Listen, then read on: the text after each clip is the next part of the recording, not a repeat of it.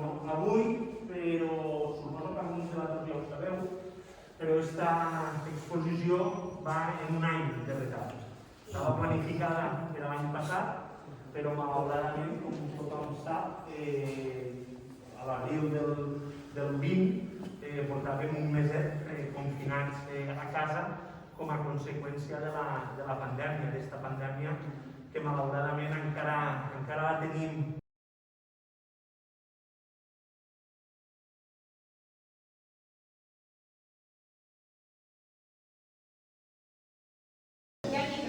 Si no en sentim, m'ho dieu.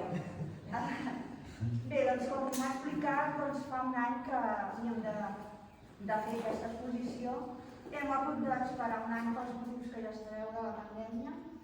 I aquesta exposició havia de ser el punt de partida. Ara potser millor, Doncs havia de ser el punt de partida de l'inici de la nostra associació. Però no, o sigui, nosaltres hem començat a caminar sense haver fet la inauguració. Hem fet Pasqua abans de Rams, què hi farem?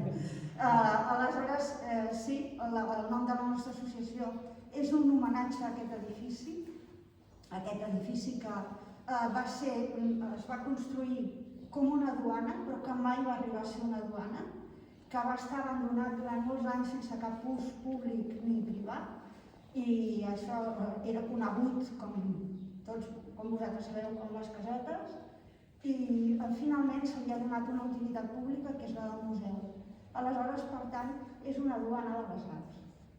I per això nosaltres vam buscar aquest nom. Aquesta associació l'hem creat en Joan Lluís de Llebre, el meu marit i jo, però evidentment les coses no funcionen només amb dues persones. Aquí hem necessitat la col·laboració i l'ajuda de molta gent per poder tirar els projectes endavant. I aleshores, concretament, aquesta exposició la devem a Joaquim Pujol Grau, que és un artista que a més és divulgador d'art i ha fet molta divulgació de Catalunya a Itàlia, perquè ell viu mig any a Itàlia, mig any a Catalunya, i té molta relació amb els artistes italians, i també ha fet molta divulgació de l'art dins de Catalunya. Ens ha servit una mica de model del que hem de fer nosaltres a la nostra associació, que és descentralitzar l'art.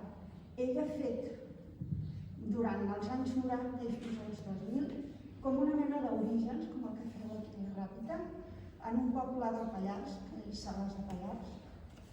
He fet la festa, he fet una fira d'art, però és una fira d'art internacional. És un poble d'uns 100 habitants que ha aconseguit que estigui en el mapa artístic i que sigui conegut per molts artistes d'arreu del món. Hi ha participat artistes molt importants, molt destacats. I bé, quan li vam explicar a Joaquim Pujol Grau que volíem fer aquesta associació i que volíem començar amb alguna cosa que tingués a veure amb l'art i la literatura, que és la finalitat de la nostra associació, ell ens va oferir aquesta mostra de Sant Jordi, que ell la tenia bloquejada. Això em costa molt respirar, això. Perdoneu, és que no puc. M'està agafant una calor. Bé, doncs Joaquim Pujol Grau ens va oferir aquesta exposició que la tenia bloquejada a Itàlia en el Museu Archeon, que és on s'havia d'exposar, no el que tenim aquí, que és una petita mostra, una gran mostra de Sant Jordi d'unes 80 peces, però el museu aquest, pel terratrèmols que hi van haver aquests darrers anys a Itàlia, l'any 18 va ser l'últim, i penso que va ser l'any 15 o 16, doncs aquest museu es va quedar malmès i està bloquejat, està sense fer exposicions des de fa... Després ha vingut la pandèmia i està sense fer exposicions durant bastant de temps. Inclús l'estudi de Pujol Grau allà, en aquesta zona dels Abruzos, que és on ell treballa, doncs també ha quedat totalment afectat i ell no ha pogut tornar a Itàlia. Aleshores, doncs, bueno, la idea d'aquesta exposició us explico una mica com va anar. Doncs Joaquim Pujol Grau va rebre un grup d'artistes italians que ell coneixia, ell fa com d'ambaixador de la cultura catalana, així, de manera voluntària, i va rebre un grup d'artistes a Barcelona, un Sant Jordi, i els va passejar per Barcelona i els va ensenyar el que era la festa de Sant Jordi. I aleshores doncs, els italians es van entusiasmar, va dir, per nosaltres Sant Jordi també és el patró, però no fem una festa com la que feu vosaltres, perquè realment per nosaltres Sant Jordi és la festa, encara que no és un dia festiu, és un dia molt important per Catalunya, i també és que s'uneixen moltes coses, s'uneix la lectura, s'uneix la tradició, és el dia dels enamorats, és moltíssimes coses. Aleshores, doncs, aquests italians es van entusiasmar i van dir hem de fer un homenatge a Sant Jordi, hem de fer una gran exposició. I des d'aleshores fins ara, encara es veu que ara actualment encara continuen rebent obres de Sant Jordi, van fer una convocatòria oberta a tots els artistes que volguessin participar fent un quadre d'homenatge a Sant Jordi. Aleshores, doncs, com us deia, això havia d'anar a Itàlia, començar a Arteon i fer una ruta per Itàlia i també havia de fer una ruta per Catalunya. Però això no va poder ser i llavors doncs, Joaquim Pujol Grau ens va oferir perquè aquesta exposició li vam dir molt bé, gràcies, però és que nosaltres tenim pensat l'espai. Ha de ser al Museu de la Mar de l'Ebre i això no hi cap de les maneres. Llavors es va dir, doncs trieu el que voleu. Llavors vam estar triant, però mentre triàvem, tant en Joan Lluís com jo, no ens traiem del cap la idea de que si es volia fer una exposició de Sant Jordi ben feta, havia d'incloure peces de la col·lecció de Narcís Sairat. Perquè Narcís Sairat és el col·leccionista més important del món de Sant Jordi.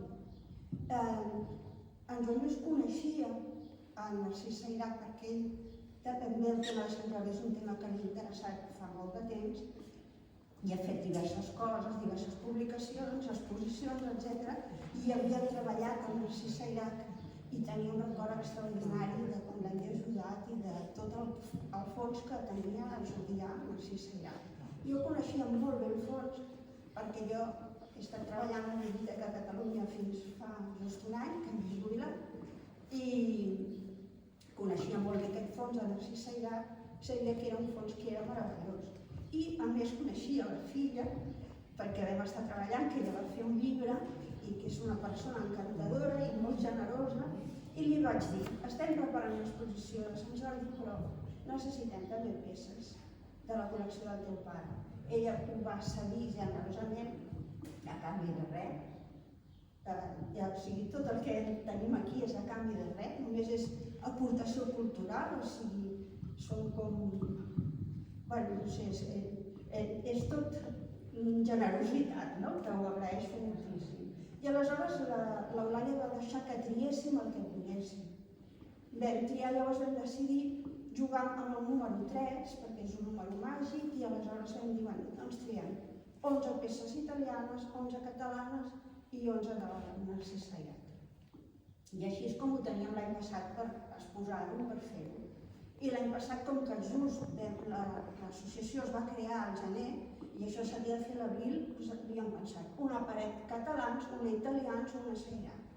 I ja està. Però com hem tingut un any per repensar-ho, hem pogut treballar una mica més i aleshores a la col·lecció Sairat, que hi ha una col·lecció d'autògrafs de poesia, de poetes catalans molt importants, tots amb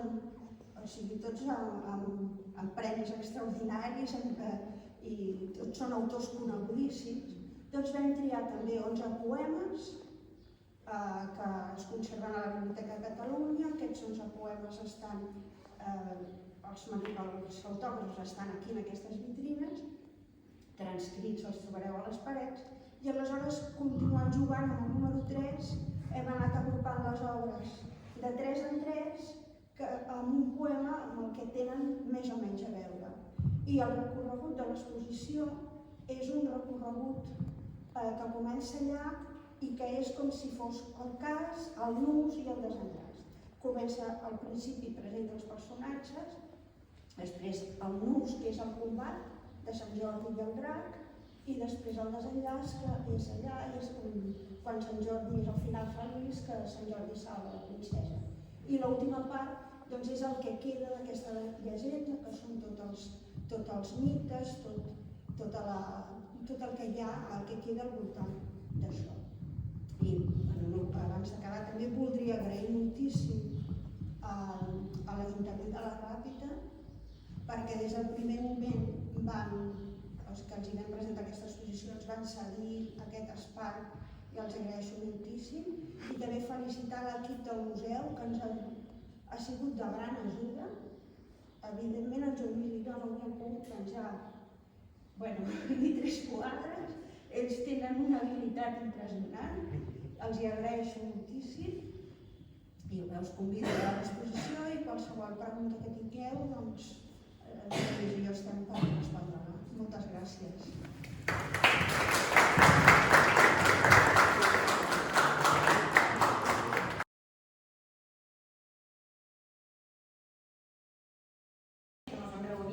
Que em vau plantejar aquest projecte tan ambiciós. Realment en aquell moment recordo el plantejament que em vau fer i pensar en la possibilitat de tindre una exposició d'aquest nivell al Museu de la Mas de l'Ebre. Era un privilegi, de fet que és un privilegi, i crec que com a rafitencs i rafitenques ens sentim molt orgullosos de poder-la tindre aquí. Però més enllà d'això, no només m'heu